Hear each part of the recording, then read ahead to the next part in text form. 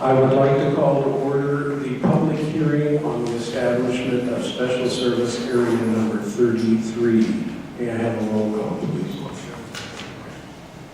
Trustee Chamberlain. Trustee Ford. Here. Trustee Goldstein. Here. Trustee Haber. Here. Trustee Hollander. Here. Trustee Jamerson. Here. President Norris. Here. Council? The board passed an ordinance proposing the formation of special service area number 33 for road improvements benefiting certain properties on Arrowwood Trail. Under the state law, once we pass the ordinance proposing the formation of the special service area, we're required to hold a public hearing. Prior to tonight, we mailed notice to the residents of the area, and we also published the same notice in the Deerfield Review. And so we've done everything we need to have in terms of notice before tonight's hearing. The purpose of the special service area is basically to take care of Arrowwood Trail. The form of the proposed ordinance is similar to the ones we've been using in the other road special service areas. It allows for a variety of tasks to be performed, periodic maintenance, pothole repairs, crack sealing, and also major capital projects such as a complete removal and replacement of the pavement or resurfacing. We proposed that there might be a larger initial rehabilitation, but not earlier than 2020, so not this year, but possibly in 2020. And for that program, the proposing ordinance authorizes the village to issue up to $200,000 in bonds to pay for that rehabilitation work that was undertaken. The cost of doing that would be paid for by the issuance of bonds at a rate not to exceed 5.5% per annum, with a maturity not more than 12 years. It would probably be our standard 10-year type of bond. And these are limited obligations, special service area bonds. They're not GO bonds. They're not backed by the full faith and credit of the village, but they're backed by property tax levies in the special service area. This would only be done if the residents in the area decide that they want to do a major project in 2020 to rehabilitate the road. As an alternative, they can ask us to levy, ask the board to levy annual maintenance levies. The maintenance levies in this special service area are proposed at an initial maximum of $6,000 per year. There's 6 properties in the special service area as proposed, so its maximum is proposed initially would be $1,000 per house. It's a flat tax. And then we put in the proposing ordinance the usual escalation that maximum levy can go up by a rate of 5% per year, or the percentage increase in the consumer price index. So there's a way for that to grow over time. So as an alternative to issuing bonds and having a major project, you may decide to try and accumulate funds for a while, or you may decide to do minor repairs if that's all they need. And for that, they could accumulate funds through the maintenance levy, which, as I said, would be extended on a flat tax basis against the 6 properties. After the hearing tonight, if it's adjourned, then the residents in the area can get together and submit petitions to the village, because this is supposed to be formed under the section in the state law that deals specifically with road special service areas. We would need to have petitions from the owners of lots of at least 51% or more of the properties in the SSA. So if I recommend arithmetic, that would be 4 out of 6 lots that would be required in order for us to formally establish it. Once we get the petitions, the board would then be in the position of being able to adopt the establishing ordinance, which would be a mirror image or virtually the same as the proposing ordinance, but instead of proposing the SSA, it would formally establish it. So that's a brief summary of the purpose of the special service area. Procedurally, where we are tonight is to receive any comments from any residents of the area, anyone else in the public that has something to say on this, and answer your questions as best we can. Are there any questions from the board? Are there any questions or comments from the public? Hearing none. Oh, I mean, I just we'll ask this question and we'll probably address this, but the funds that are levied annually are only to be used for the road expense of the SSA, right? The village can't use them for any other purpose. That's correct. The funds that are levied go into an account in our chart of accounts, which would be designated for your SSA, it's formed SSA 33. So maintenance fund, I can tell you, would be 133, and then capital projects fund would be 333, and the debt service fund would be 433. So we have a system for keeping track of the funds. We are covering on time, but those funds would be used for purposes within the SSA. And tell us your name so everyone knows for the record. Ms. Daniel Hayes. Are there any other questions or comments from the public? Hearing none, then do I hear a motion to adjourn the public hearing? So moved. Second. All those in favor of adjourning the public hearing signify by saying aye. Aye. Opposed? Public hearing is adjourned. I now call to order the Board of Trustees meeting for May 7th, 2019. Will you please stand and join me in the Pledge of Allegiance? To the flag of the United States of America, and to the republic for which it stands, one nation, under God, indivisible, with liberty and justice for all. Thank you, everyone.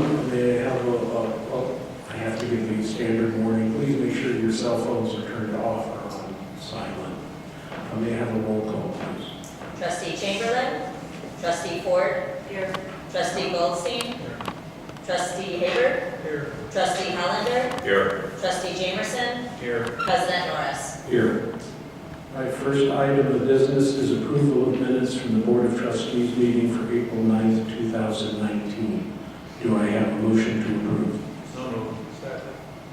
Any further discussion, changes, or corrections? Hearing none, all in favor of approving the minutes signify by saying aye. Aye. Opposed? Minutes are approved. Next item of business is the minutes from the Board of Trustees meeting for April 23rd, 2019. We sent out what I believe were the corrected minutes. We do still have one small typo. Word "the" is missing in one line. So that to have a correct English phrase, we'll need to add that later. Are there any other additions or corrections? Hearing none, all those in favor of approval signify by saying aye. We need a motion. Oh, sorry. Is there a motion to approve? Sure. So moved. Second. Thank you. Sorry about getting a little ahead on that one. All those in favor of approving the minutes signify by saying aye. Aye. Opposed? Minutes are approved. With that, since that is Trustee Ford's last official act, I personally would like to thank her for the last 8 years, approximately, 6 years. I keep forgetting how long it's been. It just seems like 8 sometimes. The last 6 years of service that she has given to the village as a trustee, and for all of the years that she has given us before. And I will note, as you may see in the agenda, she will be continuing to serve in other capacities, which I guess once you're in glutton for punishment, you don't know how to stop. But again, Chris, thank you very much.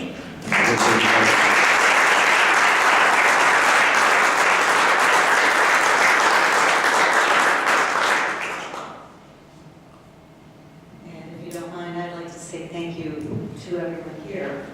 And there's been a lot accomplished by this board in the last 6 years. You know, the most obvious is the village hall, so thank you, Rick. Under the theory of trying to leave it better than you found it, I'd like to say that working with the mayor, our attorney, and finally our new and much appreciated finance director, we were able to consolidate the investment accounts, get some financial reporting created, make the cash management effort more efficient. And I think the cash projection models especially give the board a better basis on which to make future decisions and a clear understanding where we stand, better financial stewards of the public money. So I hope that I left it a little better than I found it, than it was. was when John appointed me. And I thank John very much for the opportunity for being able to serve in this role. And I heartily congratulate Mike Clayton as he takes on this new role. And I know he's going to be a terrific addition to this board. And I'm very pleased. Best of luck to you, Mike. And again, thank you very much. Thank you all.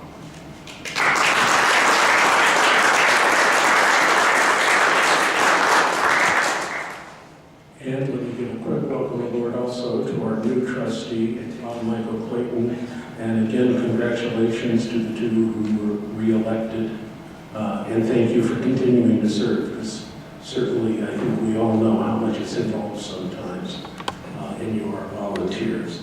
With that, I will ask the clerk to swear in the two re-elected trustees and the new trustee, please.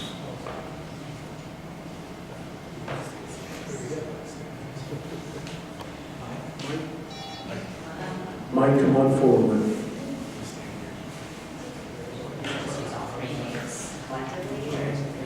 You can do it close. If there's anyone out there who wants to take pictures, you're certainly welcome to.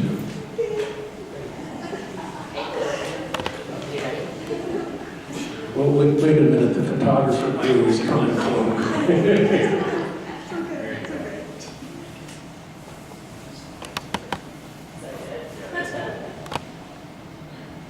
Okay.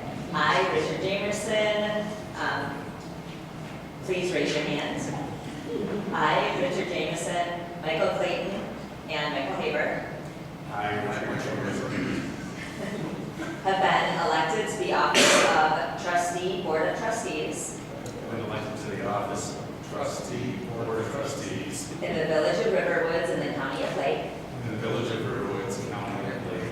do solemnly swear Do solemnly swear that I will support the Constitution of the United States that I will support the Constitution of the United States and the Constitution of the State of Illinois, and the Constitution of the State of Illinois, and that I will faithfully discharge the duties of said office and that I will faithfully discharge the duties of said office of the Village of Riverwoods of the village of Riverwoods according to the best of my ability. according to the best of my ability. I so affirm. So far. Congratulations.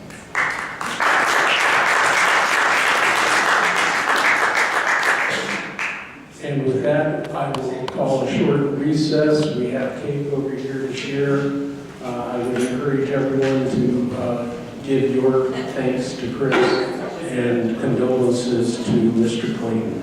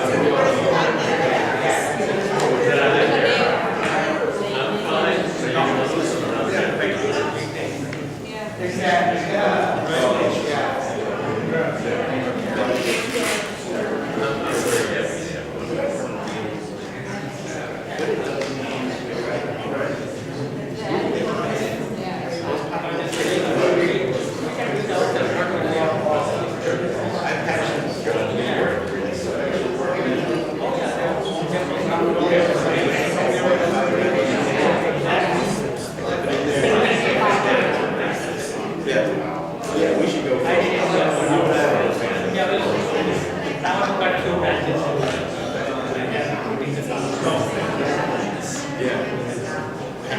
Because those potholes, if we don't fix them, they will destroy the rest of the Which is. Are you guys gonna stick around for the rest of this?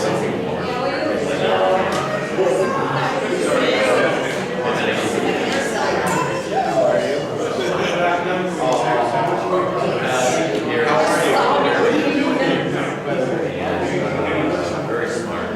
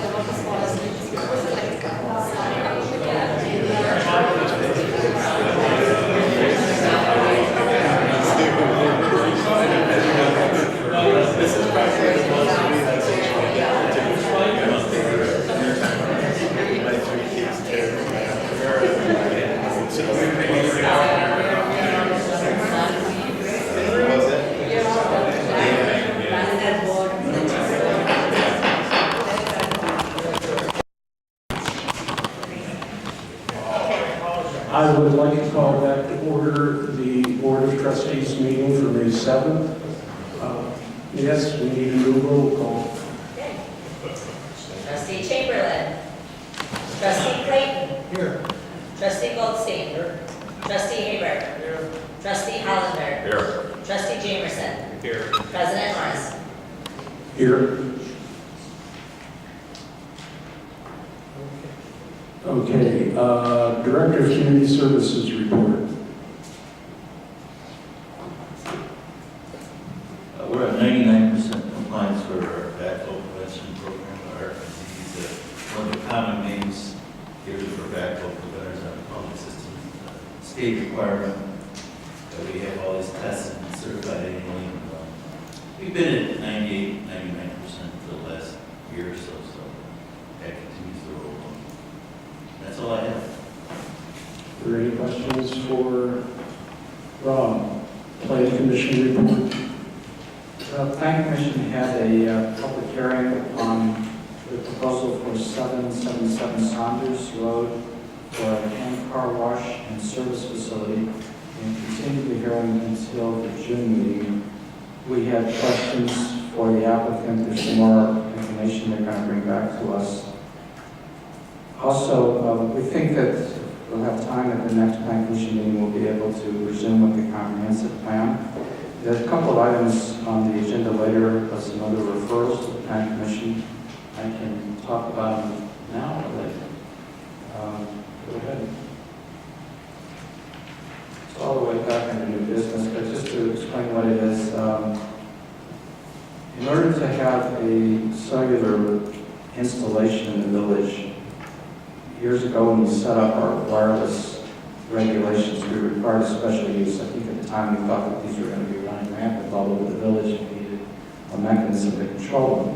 At the same time, we could run afoul of the federal law which favored allowing siting of telecommunications facilities. So we created a wireless overlay zoning district where we had a couple of sites that we thought were most suitable for these kind of telecommunications facilities. One of the sites is the water tower.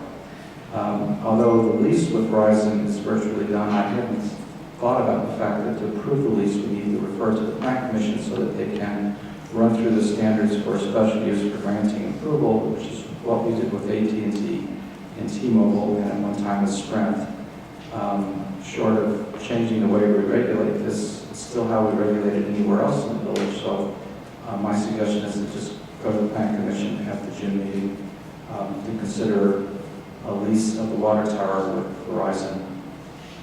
The second referral, and this may take more discussion, I suggested to the board that we look at revising the definition of family in the zoning ordinance, and that we figure out what we want to do about setting the rule for the number of unrelated persons that live in a single-family home, whether we're going to create, I think we should create something of a by right situation for up to a certain number of unrelated persons, as all of our neighboring communities have done.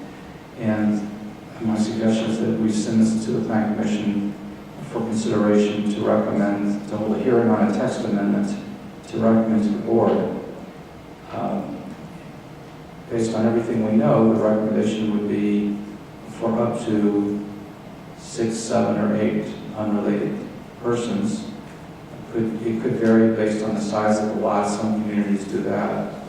But any direction, when we get to that in the agenda, any direction that you can give to the Plan Commission, basically we'll be looking at as simple an amendment as we can have, but one that basically has some concept of the type of use for more than the 3 unrelated persons that we now allow to live in a single-family home as a family.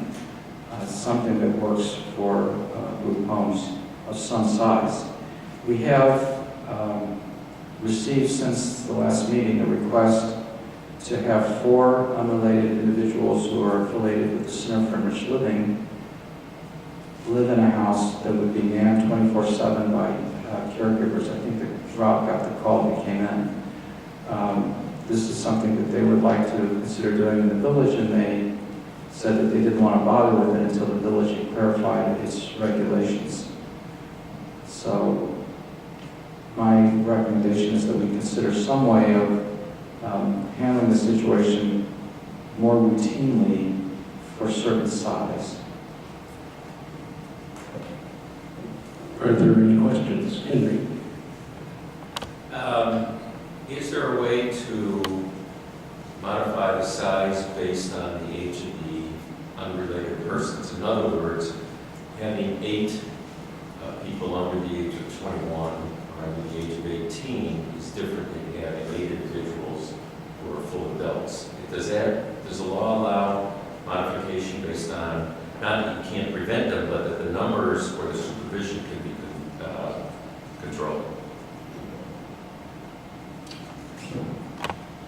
It's not exactly clear, though certainly under the laws, we would not like you to be regulating people on the basis of their disabilities. That the regulation for the zoning should be to accommodate zoning concerns, which would be maintaining the character of a single-family neighborhood,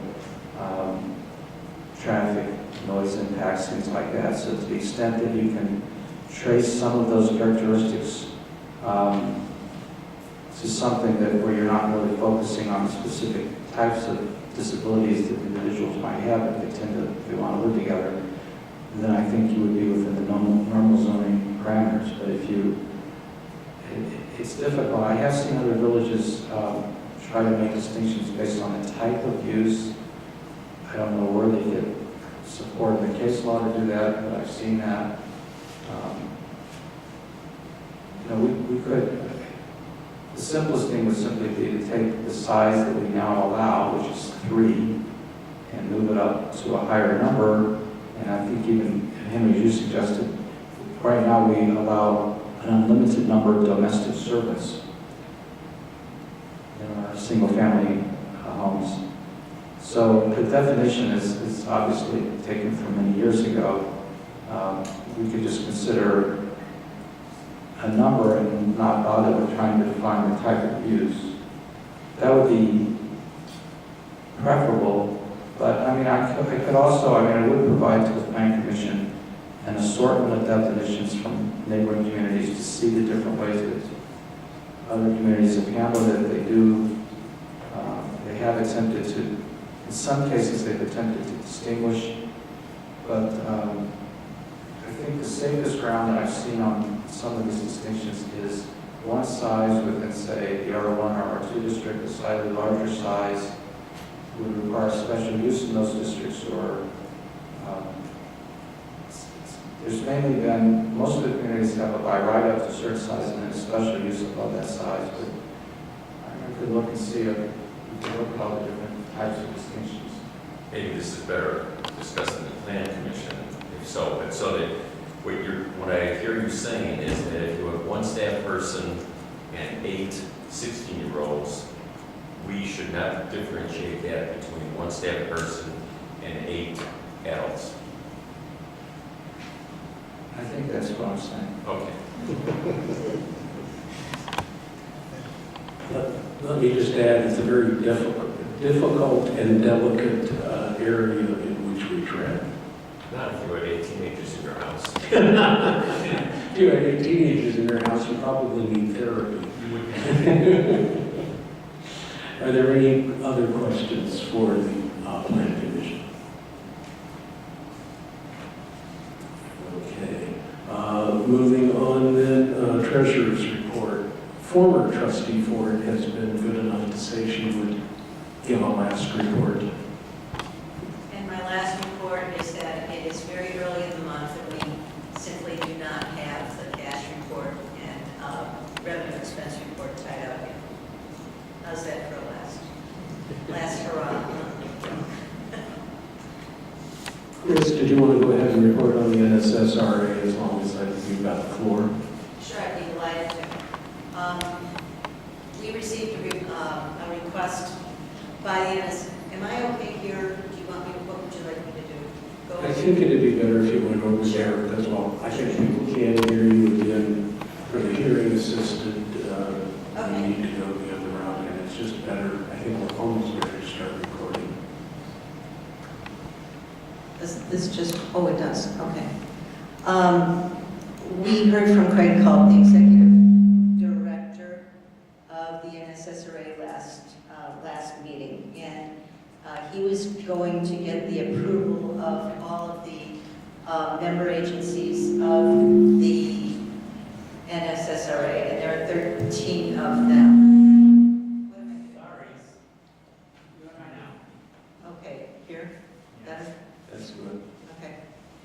Of 13 agencies, for the purchase of property on Lake Hook Road, the former Lakeside Congregation Synagogue. And we have completed that cycle. All 13 member agencies approved the acquisition.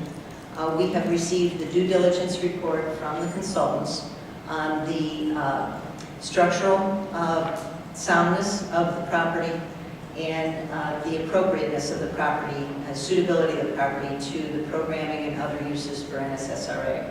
So we've gotten all the thumbs up from our consultants, we've gotten all the thumbs up from the agencies, and so we did sign the intent, the letter of intent, and we have put in earnest money, and the closing for the property is scheduled for August 30th. This is a huge step forward for the NSSRA, and we are continuing with a facilities committee meeting, and that will occur at the end of this month, to look at renovations that are necessary in order for NSSRA to move in and to continue basic programming. Certainly in the future, there will be expansion to that. We estimate that that is well into the future. So we'll be working on a renovation plan in the next month or so. Any questions? Thank you. Thank you, Chris. And thank you very much for allowing me to continue to work with this organization. It is truly an honor and truly a worthwhile and wonderful group of individuals. And I thank you again. Okay, moving on, consultants, DeWalt Hamilton. I just had an update on our reservoir fill valve repair. We're still waiting on some parts to complete that repair, so in the interim, we worked it out with Northbrook to basically operate the fill valve, the fill line manually. So part of, the problem that Northbrook had is that the fill valve was leaking at a rate that their meter wasn't picking up. So now, just until we get that valve fixed, Bernie's manually letting Northbrook know he opens the regular gate valve up all the way so it registers on their meter, he fills up the tank, then he closes it and we pump out of the tank. So we're trying not to overuse the Deerfield supply, but it's next week we expect to get much power now. That's all I have. Any questions for the village engineer? Village attorney? The village ecologist is not here. Police report. The police activity for year-to-date since the last board meeting is in the board packets. Following board approval to sell a 2010 Chevy Tahoe squad car, we received a check from the auction company for $6,305. On the 1st of May, in the afternoon, we responded to a burglar alarm in the 2500 block of Shoal Creek and found that there had been forced entry and the burglary occurred. And then on the 4th, I'm sure everybody's heard about the explosion in Waukegan. We did send an officer to Waukegan for Detroit. And that's all I have. Are there any questions for the chief?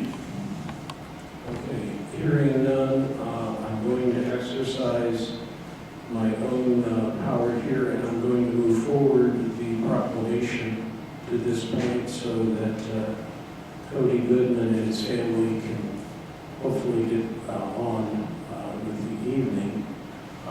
One of the good parts of my job, and there are many, is that I get to recognize our citizens, and especially our younger citizens, who accomplish good things and should be recognized.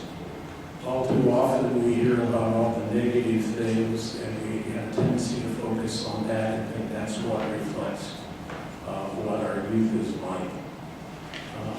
I get the opportunity to focus on some of the good things, and I hope you will all join with me in this proclamation honoring Cody Goodman. Whereas Cody Goodman and his father Drew, his brother Caden, and his sister Kylie are residents of the village of Riverwoods. And whereas Cody Goodman is a junior at Deerfield High School and placed third in the state in the 2019 IHSA Class 3 195-pound weight class. And whereas Cody Goodman has been supported and encouraged by Drew, Kylie, Caden, and especially by his head coach, Mark Proctor. And whereas Cody Goodman has served in a leadership position as captain of the wrestling team during the 2018-2019 season, and will continue to serve during the 2019-2020 season. And whereas Cody is recognized for the following qualities he has consistently exhibited during his first 3 years as a student athlete at Deerfield High School. He has displayed maturity beyond most high school's juniors. He displays a respect towards and bringing the respect of others, statewide peers. He has been leading his team by example with a tireless work ethic, and he has his ability to stay focused year-round while ignoring other distractions. Now, therefore, I, John Norris, do hereby reaffirm May 11th as Cody Goodman Day in the village of Riverwoods in honor and recognition of his current and past achievements as a top wrestler in the state of Illinois, and let me add, as a citizen of Riverwoods. Cody, if you come forward, please.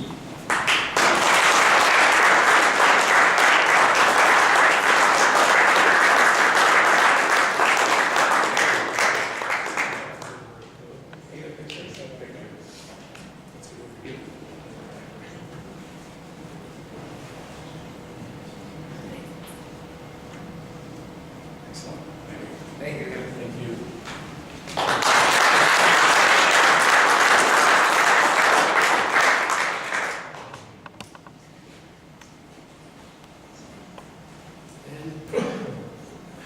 And now I get to move forward to the National Pollution Discharge Elimination System. For those of you who don't know, and I'm sure you will know in a few moments after the presentation, this has to do with the control of pollution in the national waterways. In this particular MS4 permit, it has to do with stormwater management and making sure that our stormwater doesn't carry any more pollutants into our waterways than necessary. With that, let me turn it over. Thank you. So my name is Caitlin Berg, and I work at Gaywell Hamilton with Pat. I'm an environmental consultant, and I handle our MS4 program, so the National Pollutant Discharge Elimination System permit for small communities with separate storm sewer systems. So this is just an annual presentation to the public to talk about the permit and a little bit about how we help keep the village in compliance with that permit. So to begin, the permit itself is administered by the IEPA, and it's meant to keep pollution out of our stormwater.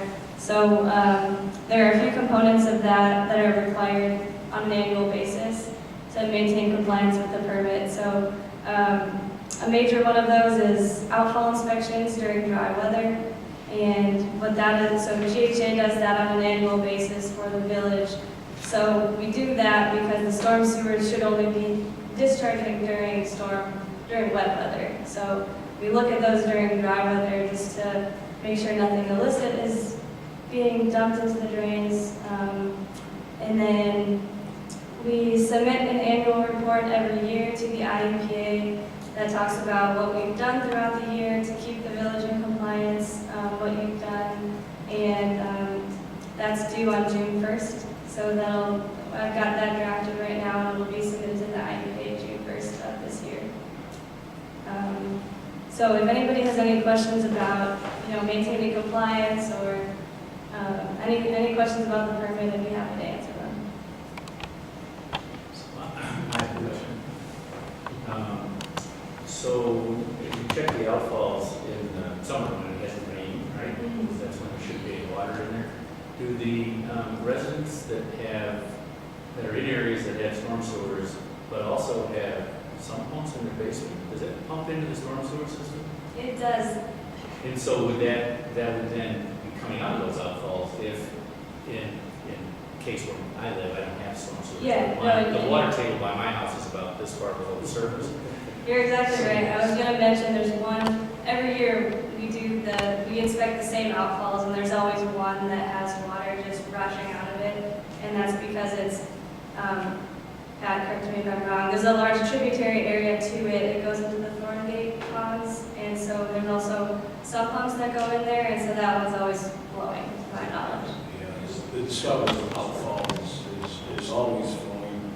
And actually, even though they call it an MS4 7 storm sewer system, the EPA takes very broad definitions of roadside ditches, basically anything that's a stormwater conveyance falls under the MS4. So even the Vernon Woods out here, all these private storm sewers. So these regulations have been in place for 15 years now. It all seems a little bit silly at first that we all needed to get permits to discharge stormwater, or we've been discharging stormwater for 60 years. But the good news is that with our annual inspections, we've never encountered any sort of illicit discharge. Riverwoods, of course, has very, very little commercial property, and that's typically where you see these things. We don't do any, of our own. We don't have a public works facility. We don't store salt. We don't do our own vehicle maintenance. So we really kind of fly under the radar for a lot of this. And a number of the steps we go through are just to maintain compliance. But the EPA does come from time to time. They'll audit us, and we've sat down. I think we've had 3 audits so far. It's a couple hours here at Village Hall, and we pass in flying colors, and the EPA person always kind of looks at their watch and says, I need to move to a more urban area, and you guys have a nice day. So Thank you. Having said that, in my former life as an attorney, I can tell you that parking lots can cause a problem because the automobiles leaking various petroleum products then wash off, go into the storm sewers, and then can go into fields or are discharged. So we always have to be aware of that. Fortunately, our large parking lots have not been an issue, but there are always things like that that we have to be aware of. And our biggest problem is probably the salt content that gets washed off into the stormwater system. Yeah, and that's common among all these communities nearby. And IEPA's list of, they have a list of impaired waterways, and the #1 impairment for, communities in the area is urban runoff. So you're right there with everybody else. It's the impervious surfaces and pollutants running off of those that causes the most of the impairments. So, and then just a quick change from the last couple of years. Riverwoods is a member of the North Branch Watershed Work Group and the Des Plaines River Watershed Work Group. So that's another way to keep in compliance with the permit for chloride going into the system. And both of those groups they test the water for more pollutants than we could test for on our own. So they've got you covered in that sense. So they're testing for phosphorus and metals and chloride and all sorts of things. Okay, any other questions, Henry? I don't know if I heard Trustee Jamerson. Did you say that some pumps are permitted to discharge into the system? Or no? Yes. Right? Yeah. Directly? They can't go into the standard sewer system. Okay. the sanitaries. The sanitary, thank you. I know there But was a discussion realize about that our stormwater sewers in Thorngate simply discharge into detention pond and then into Thorngate Creek. So it's the same as the discharges that are going to everybody's ditches, et cetera. Okay, are there any other questions? If not, thank you very much. All right, thank you. Then finally, the last item I wanted to talk about here, and this is just guidance from you. As the board is aware, we did get an appraisal for the 2640 Chianti property. That's the easternmost property A number of trustees questioned the value at that time, and I want to know if you would like to have a second opinion on that or not. I'm hesitant to go out and spend the money. We haven't been taking any action, but if we are truly contemplating selling that, then I would think we should make sure of what we're talking about and getting a number that everybody's comfortable with.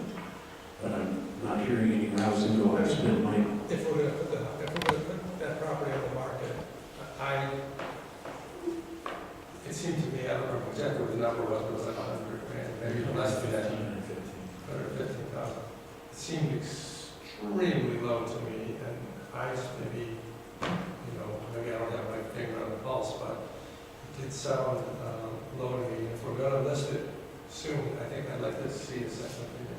Okay, well, again, I'm perfectly happy. I just don't want to run off my. I think in terms of having confidence in whatever decision we're eventually going to want to make with regard to that property, it's prudent to get a second appraisal so that we're all. Okay, then, unless I hear objection, I will go ahead and obtain a new appraisal, just to make sure, because I think all of us thought it was low. I guess all of us sort of hoped that it had to be low, because none of us want to think our houses are that low on their appraisals either. Okay, moving on then, item A on the agenda, under new business, it probably should have been under just simply information. The state has said that we still qualify for the OSLID grant because we've cut back on what we were talking about. It's been reduced to 300,000. And they need us to have the new information, the new plan, et cetera, submitted by the 13th. I got paperwork from Ben this afternoon. We'll be going through that in the next day or so. The one thing that was not there before, and the village engineer and I are talking because it's a little unusual in his experience, if an archaeological survey is required, which we were asked by the state to obtain, normally the state pays for it. But in this case, they asked us to get it. So, A, we need to get one, but B, we'll see if the state's going to pay for it or if we are. Pat's arranging to have that done. Given that there was a house on the property before, I can't imagine there's anything too significant, but frankly, I'm kind of happy, and I'll probably try to pick off what other information we might be able to get about the village and its history from the psychological survey while we're here. So, yeah, I know, it may sound strange, but it's the state of Illinois and their requirements, so. Okay. Any particular questions on that? I'm seeing some no, okay. Item B that does require action is an ordinance creating the appointment of a position of NSSRA representative. As we've sort of talked about a little bit already this evening, former trustee Ford has volunteered to continue in the position as the NSSRA representative, at least through the time that it takes to have this new building done. Given her experience and working relationship with the NSSRA, I'm very grateful for that, and I would like to, in fact, do that. In order to make that appointment, council advises we need to pass an ordinance creating the position. Council, if you want to fill in a little of the information. I just noticed a typo when I read this. In section 2, 1541, the title of the section should be NSSRA representative. The NSSRA has bylaws. In fact, they've been before the village board a number of times. We've approved various amendments to them. One of the things that we look at in these various organizations, the board of member agency, and what are the requirements for our representative to serve on the board. For example, in the case of SWACO, the bylaws require that the representative be a village official, I think a board member or employee. NSSRA bylaws do not have a So we looked at that before drafting this proposed ordinance.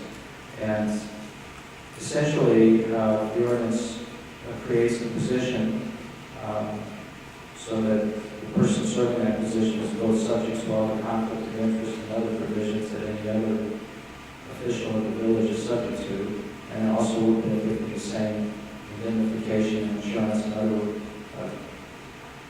benefits of being an official. Also, just to make it clear to the NSSRA that when someone has been so designated and is sitting on the board of the NSSRA, they're doing so with authority from the board. As a practical matter, the NSSRA bylaws don't allow for certain major decisions to be undertaken without the vote of the member agencies. It's not the board members who can approve those things. So, for example, if they wanted to acquire a property or they wanted to develop a site, that decision had to come back to the village board itself. I think the day-to-day work of our representative on the NSSRA is to receive financial reports. There are probably a number of less material decisions that the board takes in any given meeting, and maybe Chris can speak to that. But the idea of this position is that this is someone who is would be our eyes and ears on the board, who could exercise sort of the normal routine oversight for us on the board, but then we come back to this board for any material decision. Are there any questions or comments from the board? If not, I'd ask for a motion to waive first reading. All those in favor of waiving first reading on ordinance creating the appointed position as an NSSRA representative signify by saying aye. Aye. Opposed? Do I have a motion for second reading and adoption of the ordinance creating the appointed position of NSSRA representative? Second. Any further discussion? Hearing none, roll call please. Trustee Clayton? Aye. Trustee Goldstein? Trustee Haber? Aye. Trustee Hollander? Aye.